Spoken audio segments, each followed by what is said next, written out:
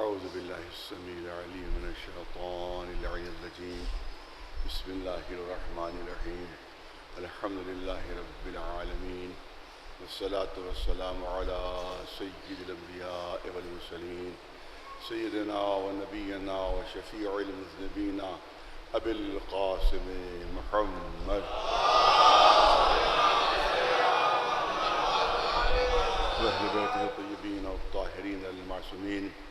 أما بعد، فقد قال الله سبحانه تبارك وتعالى في كتابه المبين وهو أصدق القائلين: ويقول الذين كفروا لولا أنزل عليه آية من ربه إنما أنت منذر ولكل قوم هاد. صلوات بھیجے پر محمد. آج کا مسئلہ یہ ہے کہ آج کیونکہ نماز جمعہ ہے اور نماز جمعہ 12 بجے شروع ہو جائے گی اور مجھے ہی وہاں حاضر ہونا ہے، لہذا آج کم وقت ہے میرے لیے اور کم وقت میں جو ہے اپنی بات کہنا ہے اور جلدی مجلس ختم ہو جائے گی. لہذا میں چاہتا ہوں کہ آج عزاداری کو موضوع میں نے بنایا تھا کہ ابتدا کی مجلسیں جو ہے عزاداری کے سلسلے میں ہوں گی، اور خاص طور سے امام حسین علیہ السلام کی شان میں جو حضور سرور کائنات محمد مصطفیٰ صلی اللہ علیہ وسلم کے اقوال و ارشادات ہیں اس کو پیش کیا جائے گا. لیکن ظاہر کہ آج رہتا یہ موقع نہیں ہے. کل انشاءاللہ میں کوشش کروں گا کہ اس سلسلے میں کچھ عرض کروں. آج چاہتا ہوں تھوڑا سا آیت کے سلسلے میں جس کو عنوان بیان قرار دیا ہے اس کے سلسلے میں چند جملے عرض ہو جائیں. آیہ کریمہ سورہ راعد کی آیہ کریمہ ہے کہ جس کو عنوان بیان قرار دیا ہے اور جس میں اعلان ہو رہا ہے کہ وَيَقُولُ الَّذِينَ كَفَرُوا لَوْلَا أُنزِلَ عَلَيْهِ آیَةٌ مِّن رَّبِّهِ. یہ کافر کہتے ہیں، یہ مشرک کہتے ہیں، دشمنان اسلام کہتے ہیں کہ یہ رسول جو رسالت کا دعویٰ کر رہے ہیں، جو نبوت کا دعویٰ کر رہے ہیں، یہ اگر نبی ہوتے، اگر پیغمبر ہوتے، اگر الہی نمائندے ہوتے تو ان کے پاس اللہ کی طرف سے دی ہوئی کوئی نشانی ہونا چاہیے تھی، کوئی دلیل، کوئی ثبوت، کوئی معجزہ، کوئی آیت اللہ کی طرف سے ان پر نازل ہونا چاہیے تھی. لیکن ان کے پاس کوئی دلیل نہیں اپنی نبوت کی، کوئی ثبوت نہیں، ان کے پاس کوئی معجزہ نہیں ہے، ان کے پاس اللہ کی طرف سے دی ہوئی کوئی نشانی نہیں ہے. لہذا ہم ان کو رسول کیسے مان لیں، ہم ان کو نبی کیسے مان لیں؟ یہ ہے دعویٰ مشرکوں کا، یہ ہے دعویٰ کافروں کا. اب عجیب انداز قدرت نے اختیار فرمایا ہے. بہت صاحبان ذوق اور صاحبان علم تشریف فرما ہے. قدرت نے جواب میں عجیب انداز اختیار فرمایا. ان کا دعویٰ یہ ہے، ان کا الزام یہ ہے کہ ان کے پاس کوئی معجزہ نہیں، ان کے پاس کوئی دلیل نہیں، ان کے پاس کوئی ثبوت نہیں. تو جواب میں رسول اللہ سے یہ نہیں کہا گیا کہ زیادہ سے زیادہ دلیلیں قائم کیجئے، زیادہ سے زیادہ ثبوت پیش کیجئے، زیادہ سے زیادہ معجزے دکھائیے تاکہ ان کی بات جھوٹ ثابت ہو جائے، ان کی بات غلط ثابت ہو جائے. زیادہ سے زیادہ ثبوت پیش کیجئے، یہ نہیں کہا جا رہا ہے، بلکہ جواب میں کیا کہا گیا؟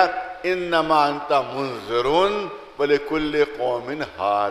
ہم نے آپ کو منذر بنا کر بھیجا ہے.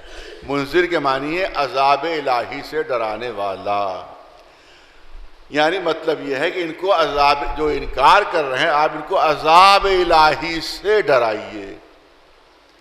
اور ہم نے اپنا فریضہ ربوبیت ادا کرتے ہوئے لِكُلِّ قَوْمٍ ہاد، ہر قوم کے لیے، ہر قبیلے کے لیے، ہر خطے کے لیے ہم نے کوئی نہ کوئی ہادی اور رہبر اور رہنما معین کر دیا ہے.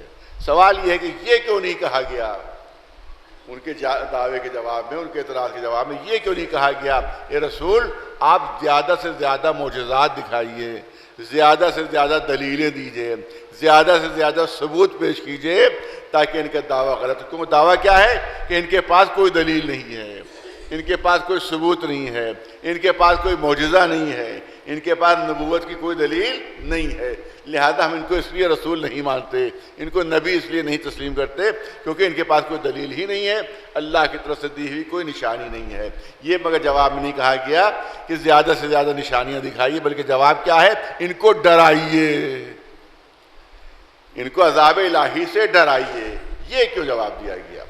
تو قرآن مجید کی جو تلاوت فرماتے رہتے ہیں ان کو اندازہ ہو جائے گا کہ یہ جواب کیوں دیا گیا. جواب اس لیے دیا گیا کہ ان مشرکین کو معلوم تھا کہ نبی ہیں، ان کو معلوم تھا کہ نبی ہیں، ان کو علم تھا کہ نبی ہیں، مگر صرف ضد اور ہر دھرمی میں نبی نہیں مان رہے تھے، صرف اپنی ضد میں اور ہر دھرمی میں نبی نہیں مان رہے تھے، اور بار بار نئے نئے معجزات کا مطالبہ کرتے تھے۔ ایک معجزہ رسول نے دکھایا کہ یہ تو جادوگری ہے، دوسرا کوئی معجزہ دکھائیے۔ وہ رسول نے معجزہ دکھایا، پھر نیا مطالبہ، پھر نیا مطالبہ، پھر نیا مطالبہ، تو مسلسل ان کی طرف سے نئے نئے مطالبات ہوا کرتے تھے کہ ہم یہ نہیں مانیں گے، کوئی دوسرا معجزہ دکھا دیجئے، یہ نہیں مانیں گے، کوئی اور دلیل دے دیجئے، کوئی اور ثبوت دے دیجئے۔ اس کا مطلب یہ ہے کہ صرف ضد اور ہر دھرمی میں انکار ہو رہا تھا۔ جب ضد اور ہر دھرمی میں انکار ہو رہا تھا تو اب رسول سے کہا گیا کہ ان کو عذاب الہی سے ڈرائیے، جو یہ ضد میں ہیں، اپنے مبتلا ہیں، جو ہر دھرمی میں مبتلا ہیں، تو عذاب الہی سے ڈرائیے۔ ورنہ ایک رسول بہت توجہ اور صاحبان ذوق ہیں، اے رسول آپ تو وہ ہیں کہ جن کا ہر ہر قدم معجزہ ہے، جن کا ہر ہر عمل معجزہ ہے، کہ جن کی زندگی کا ہر رخ معجزہ ہے، کہ جن کی حیات کا ہر پہلو معجزہ ہے۔ صلوات بلند آواز سے محمد وعلیہ۔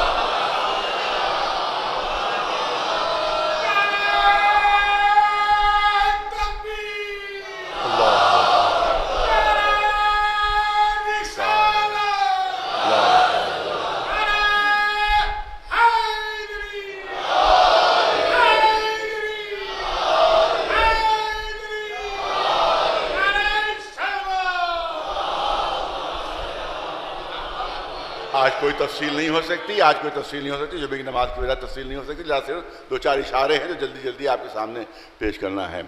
اب سورہ بنی اسرائیل، میں نے کہا جو قرآن مجید کی تلاوت فرماتے رہتے ہیں ان کو اندازہ ہوگا کہ آخر یہ جواب کیوں دیا گیا، پوری توجہ رہے۔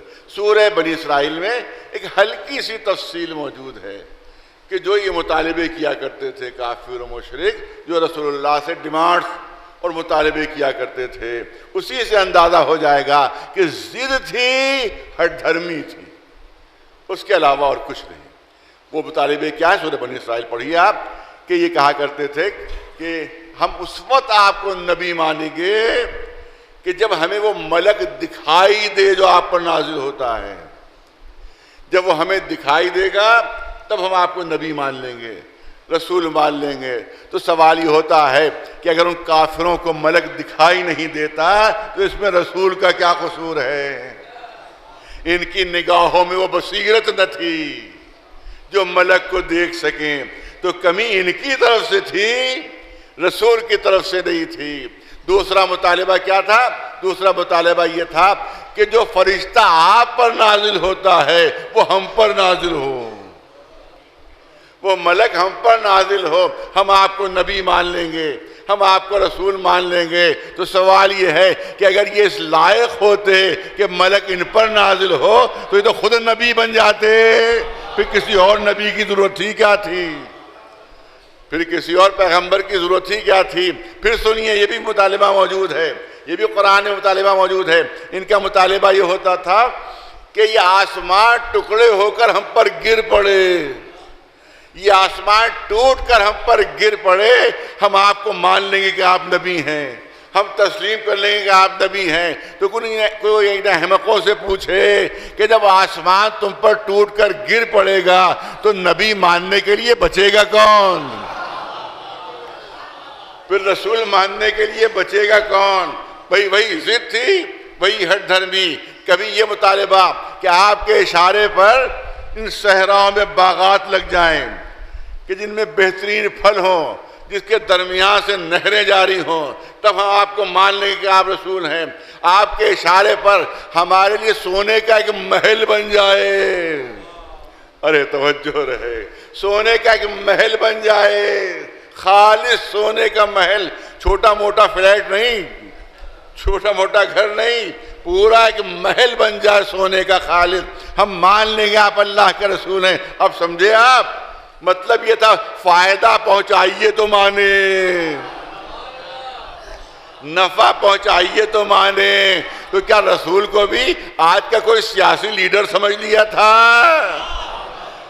کہ مطالبہ ہوتا ہے وزارت دیجئے تو پارٹی میں آئیں، کہیں کا چیئرمین بنائیے تو پارٹی میں آئے، نفع پہنچائیے تو پارٹی میں آئے۔ رسول ہدایت کے لیے آتا ہے، رشوت دے کے مسلمان بنانے کے لیے نہیں آتا ہے۔ ایک صلوات بلند آواز سے پر محمد وآلہ نفع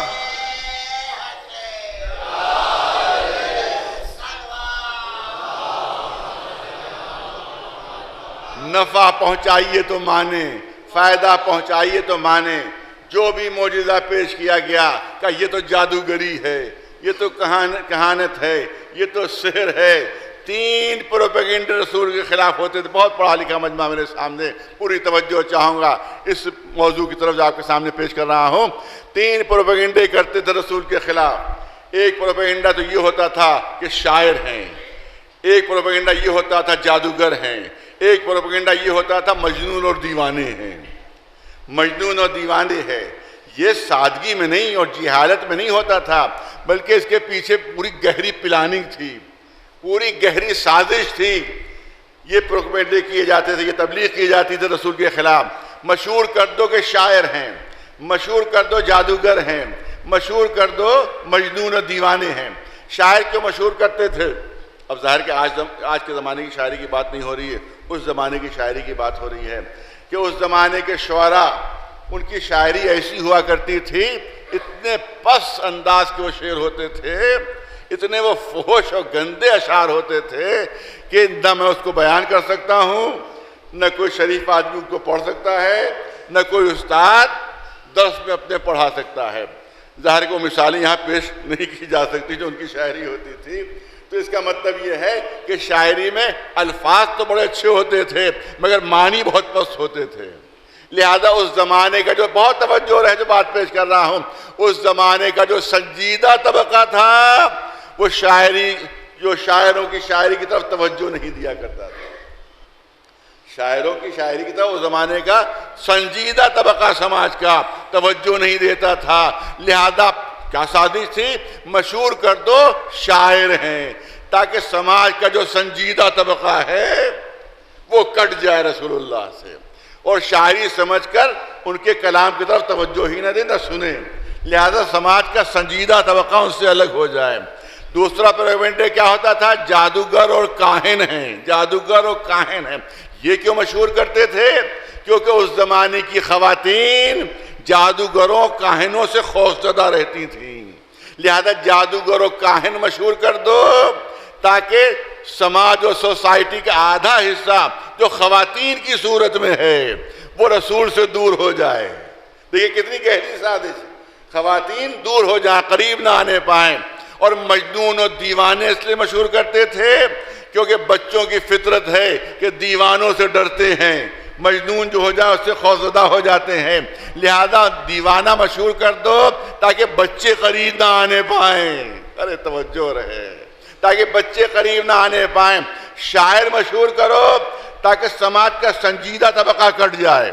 جادوگر و کاہن مشہور کرو تاکہ خواتین قریب نہ آنے پائیں۔ مجنون و دیوانہ مشہور کرو تاکہ بچے قریب نہ آنے پائیں۔ یہ آج ہی کے زمانے والوں کو نہیں معلوم کہ کیسے غلط پروپیگنڈے کے ذریعے سے کردار کشی ہو جاتی ہے۔ یہ فن عرب کے مشرکوں کو 1400 سال پہلے ہی معلوم تھا کہ غلط پروپیگنڈے کے ذریعے سے کیسے کردار کشی ہوتی ہے۔ ایسا پروپیگنڈا کرو کہ عوام دور ہو جائے، پوری توجہ رہے، عوام دور ہو جائے۔ ادھر یہ سازش ہو رہی ہے، ادھر یہ مکر ہو رہا ہے، ادھر اللہ کی طرف سے اعلان ہوا وَمَكَرُوا وَمَكَرَ اللَّهُ وَاللَّهُ خَيْرُ الْمَاكِرِينَ۔ اگر تم مکر کرنے والے ہو، اگر تم سازش کرنے والے ہو تو اللہ تمہارے ہر مکر کا توڑ کرنے والا پہلے سے موجود ہے۔ تمہاری ہر سازش کا توڑ کرنے والا اللہ پہلے سے موجود ہے۔ آپ دیکھیں کہ اللہ نے ہر سازش کا توڑ، ہر پروپیگنڈے کا توڑ رسول کو پہلے ہی سے فراہم کر دیا۔ شاعر مشہور کرتے تھے تاکہ سماج کا سنجیدہ طبقہ قریب نہ آنے پائے، اسی لیے سردار عرب جناب ابو طالب کو پہلے ہی ساتھ کر دیا کہ اب سردار عرب سے زیادہ سنجیدہ شخصیت اور کون ہو سکتی ہے۔ جو رسول کے پہلے ہی ساتھ ساتھ ہیں۔ جادوگر اور کاہن مشہور کرتے تھے کہ خواتین قریب نہ آنے پائیں، اسی لیے ملکہ عرب جناب خدیجہ کو پہلے ہی ساتھ ساتھ کر دیا تاکہ اس پروپیگنڈے کا توڑ پہلے سے موجود رہے۔ مجنون اور دیوانہ مشہور کرتے تھے کہ بچے قریب نہ آنے پائیں، اسی لیے کہ 10 برس کے بچے کو پہلے ہی ساتھ ساتھ کر دیا تاکہ ہر سازش کا توڑ رسول کے پاس پہلے سے موجود ہو۔ ایک صلوات بلند آواز پر محمد وعلیہ۔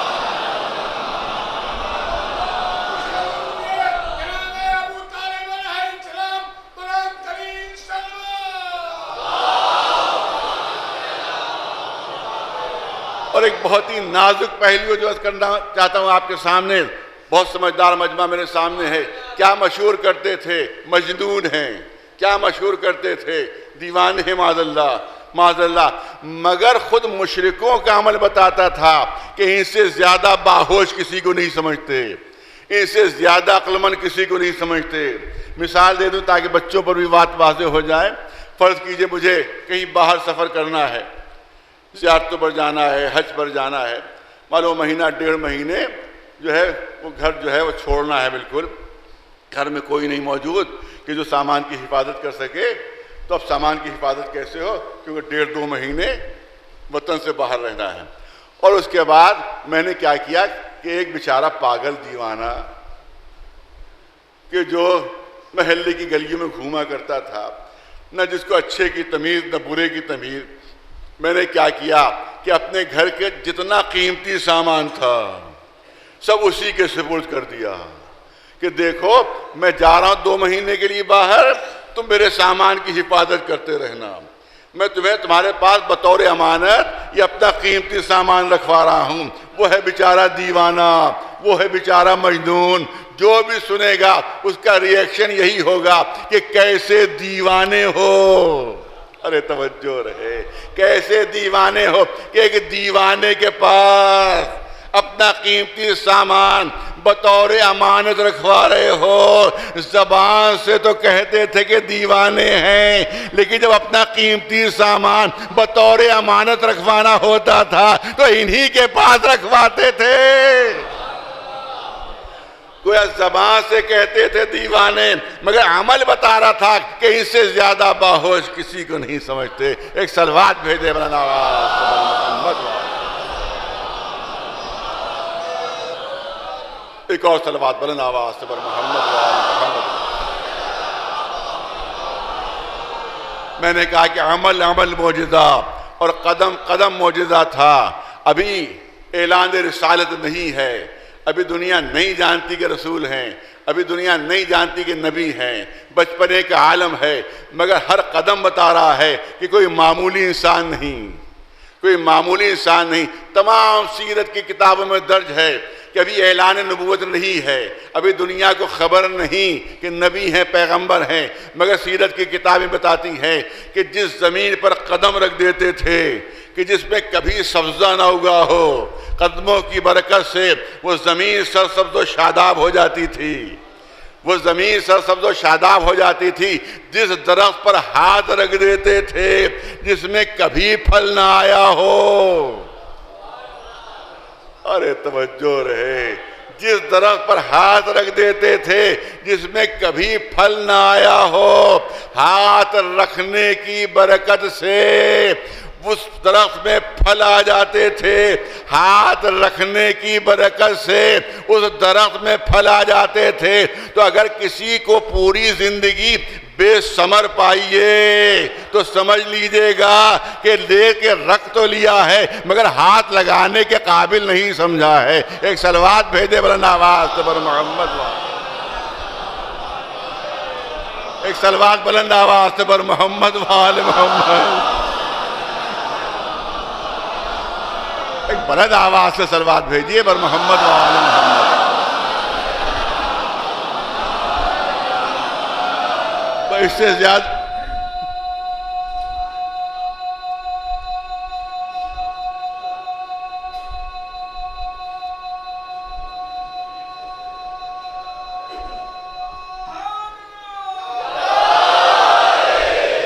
اب اس سے زیادہ وضاحت نہیں ہو سکتی کہ اگر کوئی بے ثمر رہ جائے تو جس کے ہاتھ رکھنے سے بے ثمر درختوں میں ثمر آ جاتے تھے. ایک صلوات بھیجے بلند آواز سے بر محمد.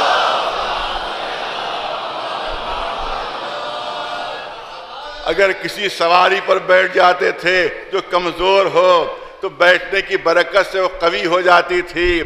اب جناب عباس، ان کے ایک چچا تھے جناب عباس، وہ بھی بہت محبت کرتے تھے اپنے بھتیجے سے. ان سے یہ روایت ہے تو وہ ہمیشہ اپنی نگاہوں کے سامنے رکھتے تھے. ایک مرتبہ وہ کسی کام میں مصروف ہو گئے تو دیکھا کہ بھتیجے نظر نہیں آ رہے ہیں. وہ تلاش کرنے کے لیے نکلے. اب جو نظر پڑی دیکھا کعبے کے قریب جہاں پر جناب ابراہیم آرام کیا کرتے تھے وہیں پر آرام کر رہے ہیں. روایت دیکھیے، سیرت کی کتابوں میں موجود ہے. انہوں نے ایک عجیب منظر دیکھا کہ ایک بہت بھیانک اژدہا ہے کہ جو سرہانے بیٹھا ہوا ہے، بھتیجے کے سرہانے بیٹھا ہوا ہے. اب جو انہوں نے اس اژدہے کو دیکھا تو انہیں یہ خطرہ محسوس ہوا کہ کہیں اژدہا میرے بھتیجے کو نقصان نہ پہنچا دے، ضرر نہ پہنچا دے. خود روایت کرتے ہیں، خود کہتے ہیں میں نے تلوار نکالی، میں چاہتا تھا کہ اس اژدہے پر حملہ کروں تاکہ اس کو دفع کروں. کہتے ہیں کہ اس نے اتنی غیظ بھری نظروں سے میری طرف دیکھا کہ میں ڈر کر پیچھے ہٹ گیا. میں نے دور سے آواز دی، اے میرے بھتیجے آپ کیا آرام کر رہے ہیں؟ آپ کے سرہانے اژدہا موجود ہے. کہتے ہیں اب جو میرے بھتیجے کی آنکھ کھلی تو وہ اژدہا غائب ہو گیا، نگاہوں سے اوجھل ہو گیا. کہتے میں نے کہا کہ ابھی آپ آرام کر رہے تھے، آپ کے سرہانے اژدہا موجود تھا. تو کہتے ہیں کہ میرے بھتیجے نے مسکرا کر کہا، اے میرے چچا گھبرائیے نہیں، وہ اژدہا نہیں تھا، ملک تھا کہ جو اللہ نے میری حفاظت کے لیے معین کیا ہے. بس یہیں سے فرق محسوس کر لیجئے. وہ موسیٰ تھے جو اژدہے سے ڈر گئے تھے، یہ ہمارا رسول ہے جو اژدہے کے سائے میں سو رہا ہے. تو جب خود رسول اژدہے کے سائے میں سو رہا ہے تو اگر وسیع کو گہوارے میں اژدہا نظر آ جائے اور اگر وہ دو ٹکڑے کر دے تو تعجب نہ کرنا. ایک صلوات بھیجے بلند آواز سے محمد والے.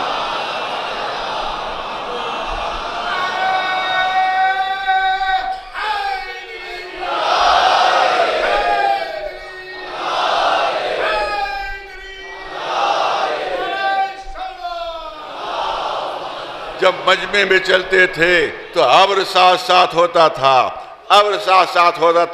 بس صاحبان ذوق کے لیے چند جملے نظر کرنا چاہتا ہوں.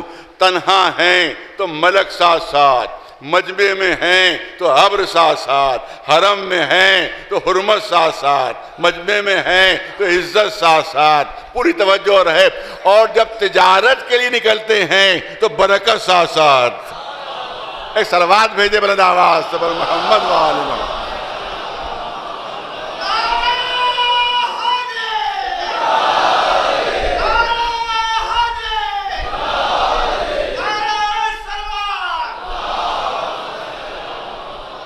بچپنے کا واقعہ جناب ابو طالب کے گھر میں ہے، جناب فاطمہ بنت اسد کی کفالت میں ہیں. کبھی واقعہ میں بیان کر چکا ہوں لیکن سلسلہ ہے، تسلسل ہے، لہذا واقعہ بیان کر دوں کہ جناب ابو طالب کے گھر میں ہے. ظاہر ماں بھی دنیا سے رخصت ہو چکی ہیں، باپ بھی دنیا سے رخصت ہو چکے ہیں، لہذا جناب ابو طالب کی کفالت میں ہے. جناب ابو طالب کے گھر میں صحن میں ایک بہت طویل کھجور کا درخت لگا ہوا تھا.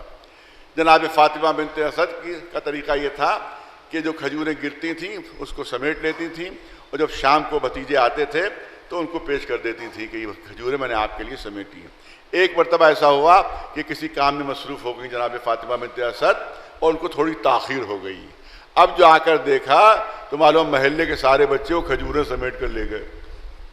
اب وہاں پر کوئی کھجور موجود نہیں تھی. تھوڑا سا افسوس ہوا ان کو کہ آج میرے بھتیجے کو میں کھجوریں پیش نہیں کر پاؤں گی.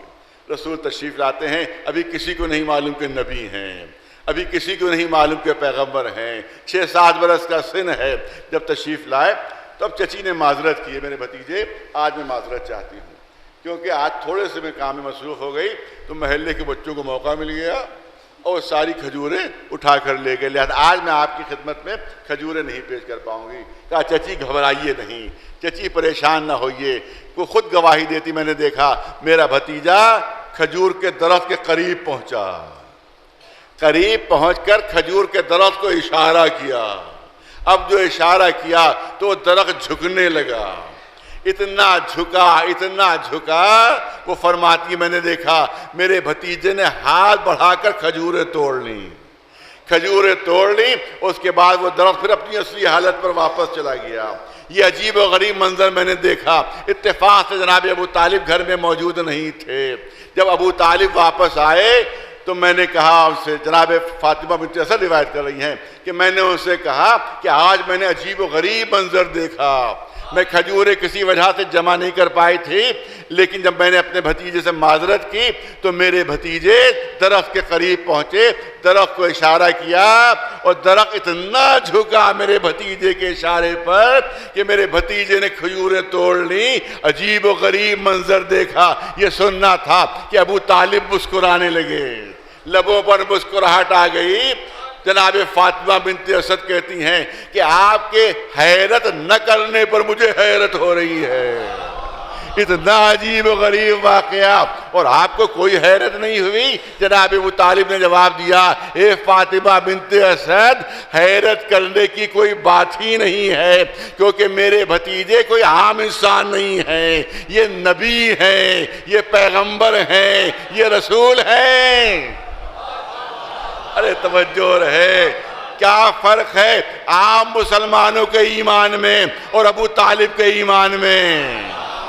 فرق یہ ہے کہ جب 40 برس کا سن ہو جائے گا, رسول اعلان رسالت کریں گے تو لوگ کلمہ پڑھ کر مسلمان بنیں گے.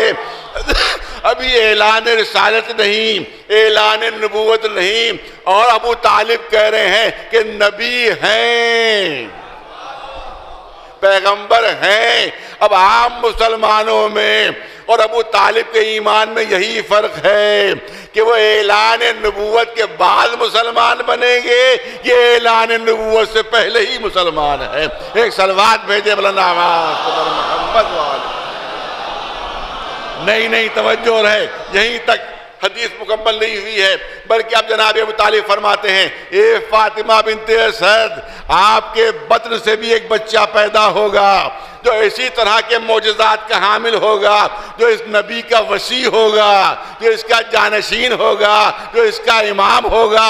یعنی ایمان نامکمل نہیں تھا, رسالت پر بھی ایمان تھا, امامت پر بھی ایمان تھا.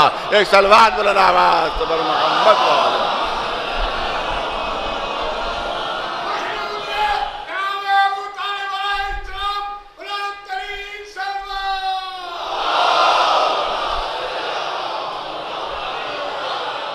کسی مجلس میں نے 2 معجزے بیان کیے تھے, میں چاہتا ہوں یہاں پھر بیان کروں. صحیح بخاری شریف میں 2 معجزے موجود ہیں رسول اللہ کے. ایک معجزہ تو یہ ہے کہ جب رسول اللہ تشریف فرما رہتے تھے تو نہ کوئی ان کے اوپر مکھی بیٹھتی تھی, نہ کوئی مچھر بیٹھتا تھا, نہ کوئی حشرہ, نہ کوئی کیڑا مکوڑا ان کو اذیت پہنچاتا تھا. لیکن جو اصحاب آس پاس بیٹھے رہتے تھے ان کے اوپر مکھیاں بھی آتی تھیں, ان کے پر مچھر بھی آتے تھے, ان پر کیڑے مکوڑے بھی آتے تھے. اصحاب بہت دیر سے منظر دیکھ رہے تھے. انہی نے حیرت سے رسول اللہ سے کہا, اے اللہ کے رسول, بہت دیر سے ہم لوگ دیکھ رہے ہیں کہ آپ کے اوپر نہ کوئی مکھی بیٹھ رہی ہے, نہ کوئی مچھر بیٹھ رہا ہے, نہ کوئی کیڑا مکوڑا آپ کے جسم پر بیٹھ رہا ہے, لیکن ہم اتنی دیر سے بیٹھے ہوئے ہیں, مچھر بھی ہمیں ستا رہے ہیں, مکھیاں بھی ہم پر بھنبھنا رہی ہیں, اور جو حشرات ہیں وہ بھی ہمیں تکلیف پہنچا رہے ہیں. آخر اس کا سبب کیا ہے؟ رسول نے فرمایا کہ اللہ نے ان کیڑے مکوڑوں کو, ان مکھیوں کو میری معرفت دے دی ہے, میری معرفت دے دی ہے. یہ تم کو تو اذیت پہنچاتے ہیں, مجھے اذیت نہیں پہنچاتے, کیونکہ وہ جانتے ہیں کہ میں نبی ہوں, وہ جانتے ہیں کہ میں رسول ہوں. بس یہی عرض کرنا چاہتا ہوں, ارے بے عقل مکھیوں کو تو معلوم ہے کہ نبی الگ ہوتا ہے, صحابی الگ ہوتا ہے. یہ ذاکر نائک آج تک نہ سمجھ سکا. ایک صلوات بلند آواز پر محمد وآل محمد.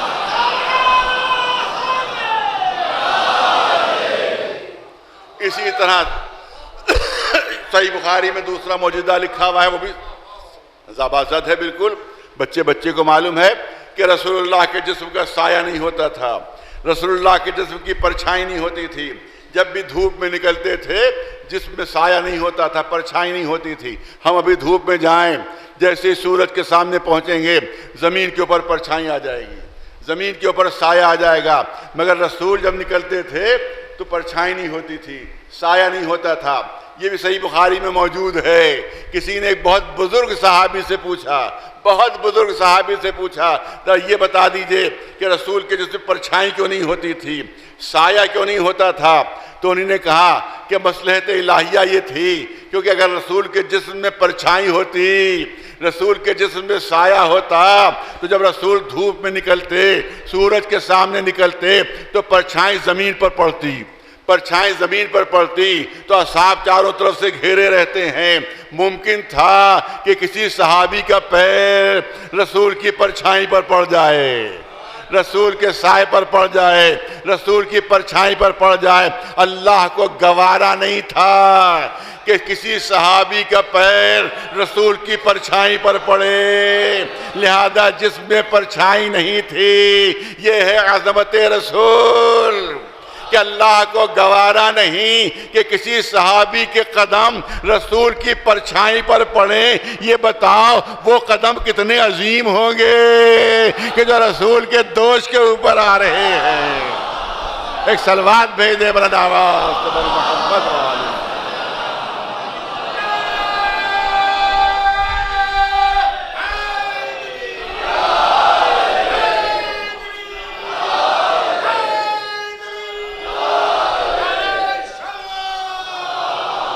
بس میں نے کہا اب زیادہ وقت نہیں ہے، زیادہ بات کو سمیٹ رہا ہوں۔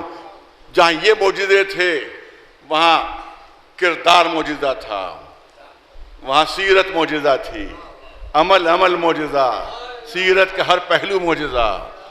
دنیا چاہتی ہے کہ بڑے بڑے لوگوں سے تعلقات ہوں، تعلقات استوار ہوں، زیادہ سے زیادہ دولت مندوں سے، بڑے بڑے لوگوں سے تعلقات استوار ہوں، لہذا ان کی کوشش یہ ہوتی ہے کہ بڑے لوگ ہمارے پاس آئیں، بڑے بڑے عہدیدار ہمارے پاس آئیں، مگر رسول اللہ کے پاس غریبوں کا مجمع رہتا تھا، فقیروں کا مجمع رہتا تھا، غلاموں کا مجمع رہتا تھا۔ بہت توجہ رہے سیرت کے پہلو پر، سیرت معجزہ ہے، کردار معجزہ ہے، بہت توجہ رہے۔ بالکل ابتدا ہے، دشمن زیادہ ہیں، دوست کم ہیں۔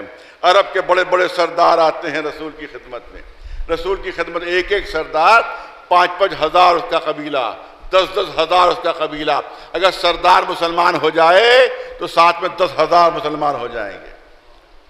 اگر سردار مسلمان ہو جائے تو اس کے قبیلے کے جتنے 5,000 ہیں وہ سب مسلمان ہو جائیں۔ کتنی بڑی طاقت رسول کو مل جاتی، کتنی بڑی قوت رسول کو مل جاتی۔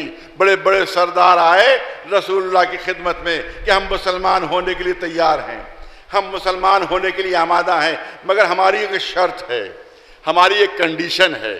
کنڈیشن یہ ہے کہ جب بھی ہم آئیں آپ غلاموں کو ہٹا دیا کیجئے، غریبوں کو ہٹا دیا کیجئے، فقیروں کو اپنے پاس سے ہٹا دیا کیجئے۔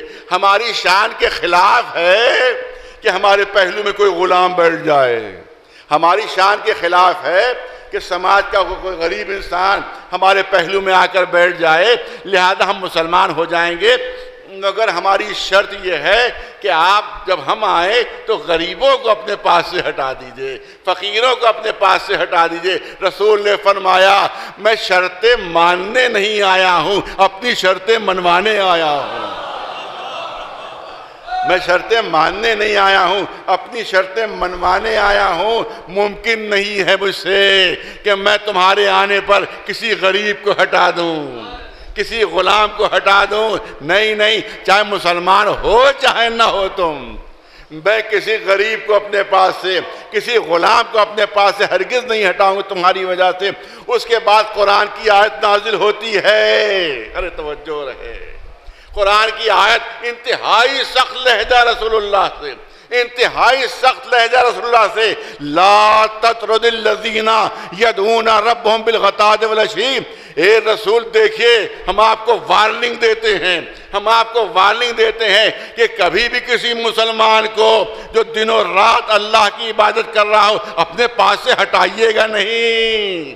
ارے توجہ چاہ رہا ہوں، ہم آپ کو وارننگ دیتے ہیں کہ کبھی کسی مسلمان کو جو اللہ کو سجدہ کر رہا ہو، جو اللہ کی عبادت کر رہا ہو، کبھی اپنے پاس سے ہٹائیے گا نہیں۔ ان تطردہم فتکون من الظالمین، اگر آپ نے کسی مسلمان کو اپنے پاس سے اٹھا دیا تو آپ کا شمار ظالموں میں ہو جائے گا، آپ کا شمار ظالموں میں ہو جائے گا۔ اگر کسی مسلمان کو اپنے پاس سے اٹھا دیا تو آپ کا شمار ظالموں میں ہو جائے گا۔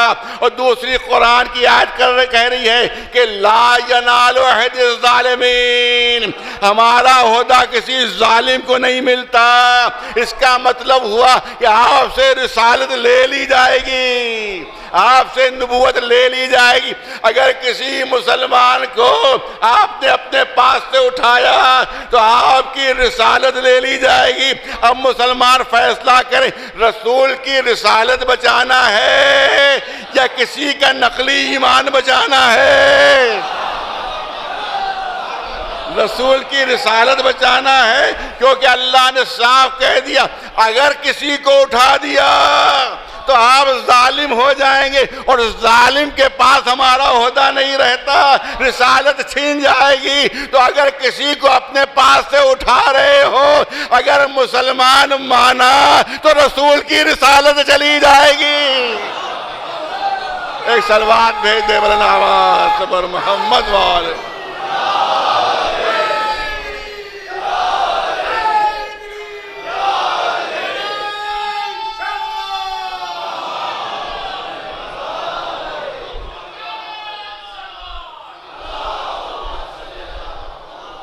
جناب بلال حبش سے تعلق رکھنے والے، اذان کا حکم ہوا، اذان کا حکم ہوا۔ بڑے بڑے جو اصحاب کرام ہیں سب تمنا میں کہ ہم اذان دیں گے، ہم اذان دیں گے، ہم اذان دیں گے، لیکن رسول اللہ نے حکم دیا جناب بلال کو، جاؤ کعبے کی چھت پر جاؤ اور جا کر اذان دو۔ جناب بلال نے اذان دی، جناب بلال نے اذان دی۔ یہ اس طرح سے غلام حبشی کو یہ مرتبہ عطا کیا آپ نے کہ اذان دی۔ اسی طرح سے آپ دیکھ لیں کہ دربار اہل بیت میں بھی غلاموں کو کیا اہمیت حاصل تھی، کیا ان کو مرتبہ حاصل تھا۔ قمبر ہیں تو کیا مرتبہ ہے، فضہ ہیں تو کیا مرتبہ ہے۔ آپ دیکھیں قرآن مجید میں آپ نے جب سورہ دہر نازل ہوا تو جہاں اہل بیت کا ذکر ہے وہاں فضہ کا تذکرہ بھی ہو رہا ہے۔ ایک صلوات بھیجے بلند آواز۔ اس کا مطلب ہے کہ ان کے درباروں میں کردار دیکھا جاتا تھا، سیرت دیکھی جاتی تھی، ظاہری انداز نہیں دیکھا جاتا تھا۔ اب کربلا کے میدان میں آ جائیے، یہاں بھی ایک غلام ہے۔ کون غلام؟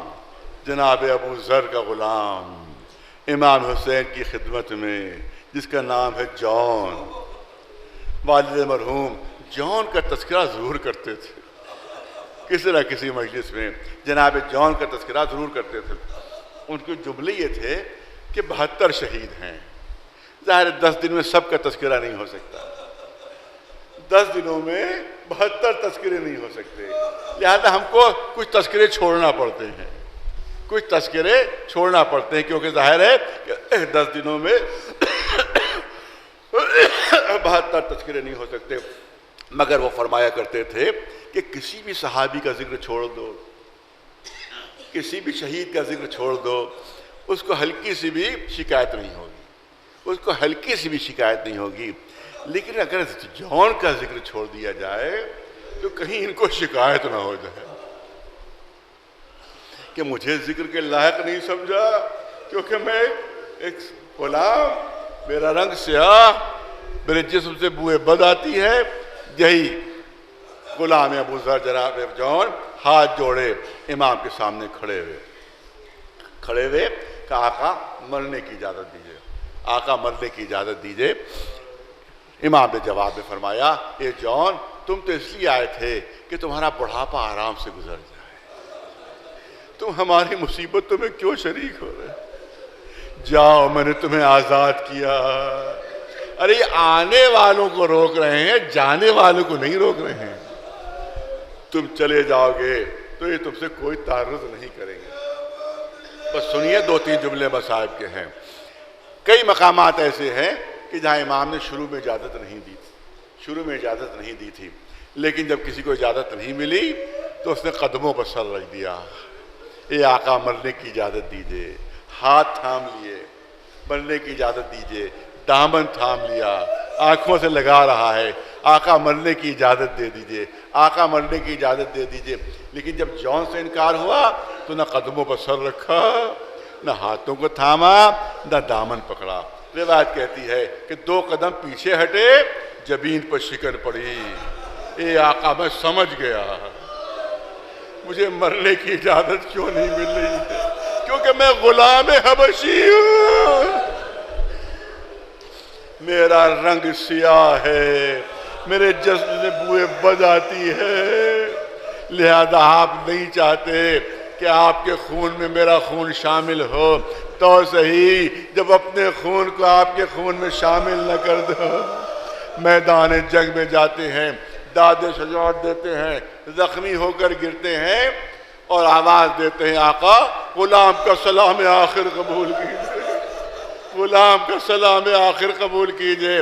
وہی حسین جو عباس کے سرانے پہنچے، وہی حسین جو علی اکبر کے سرانے پہنچے، وہی حسین دوڑتے ہوئے غلام کے سرانے پہنچتے ہیں، زمین پر بیٹھ جاتے ہیں، جون کا سر اٹھا کر اپنے زانو پر رکھ لیتے ہیں۔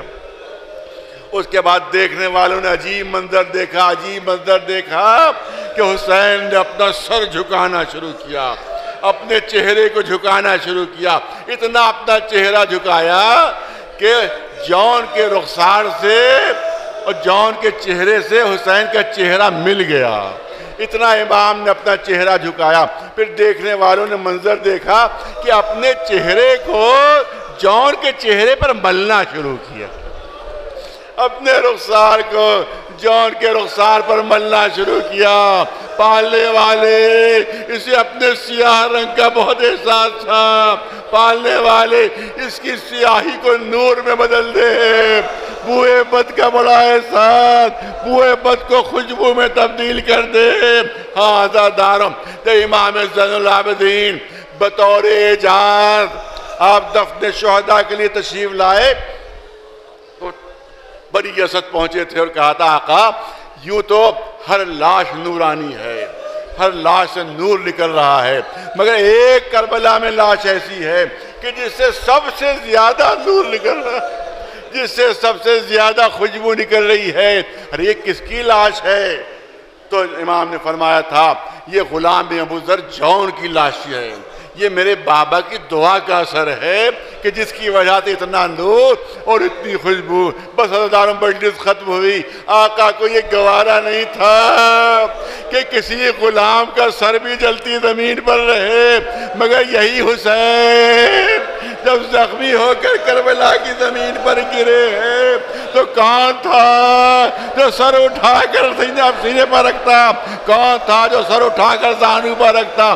ہاں بہن چلی تو تھی، اے پسرے ساتھ میرا ماں جایا صفا ہو رہا ہے اور تو تماشا دیکھ رہا ہے۔ کبھی فوج والوں سے کہہ رہی تھی اے فوج والوں ذرا مجھے راستہ دے دو میں اپنے بھائی تک پہنچ جاؤں، ارے دھوپ بہت تیز ہے ذرا ہوا کا سایہ کر لوں، میرا بھائی بہت پیاسا ہے کہیں سے پانی مل جائے تو پلا دوں۔